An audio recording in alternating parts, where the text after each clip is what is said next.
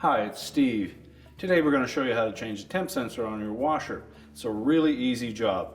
All we're going to need is a 1/4" nut driver.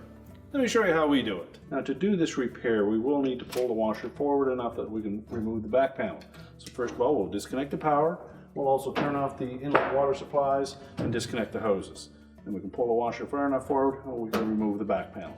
Now that we have access to the back of the washer, we're going to remove the screws around the perimeter of this back panel. That's the two through the center of the back panel and the one on the very bottom. Now there are some along the side that we can leave in place where the back panel is notched around those. Those can stay on the washer. So just remove the rest of them and we can get that panel off.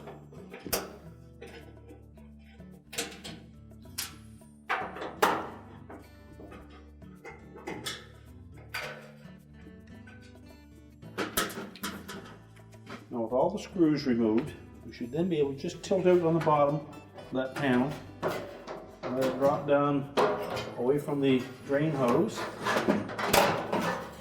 And if need be, you can remove the single screw that has that drain hose support bracket, and it's typically a number 20 torque screw in that. But you should be able to slide it in behind it without removing it. So we'll set that back panel aside. Now with the back panel removed, we now have access to that temp sensor. We'll start by just grasping that sensor body.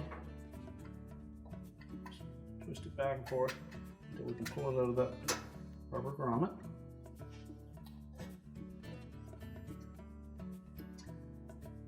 We're going to remove that harness connector by depressing that locking tab.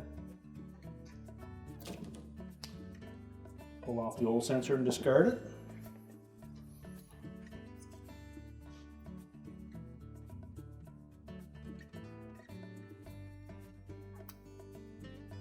Make sure that harness is fully inserted and that the locking tab is engaged.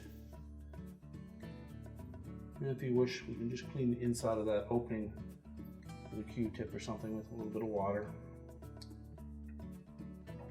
Make sure it's fully inserted all the way back into that grommet. And now we can put the back panel back on. So we'll take the back panel and we're going to line up that little U-channel underneath the drain hose.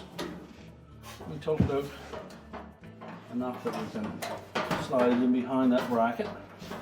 And we also want to keep the upper lip of that back panel in behind this upper panel.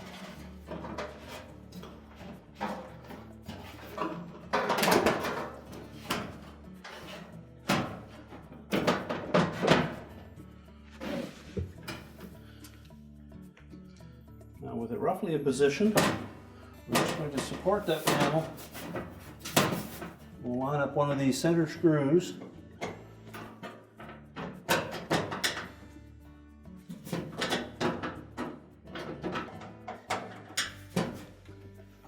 We don't need to snug that up yet, just enough to hold it in place. And then we'll go ahead and put the rest of the screws in.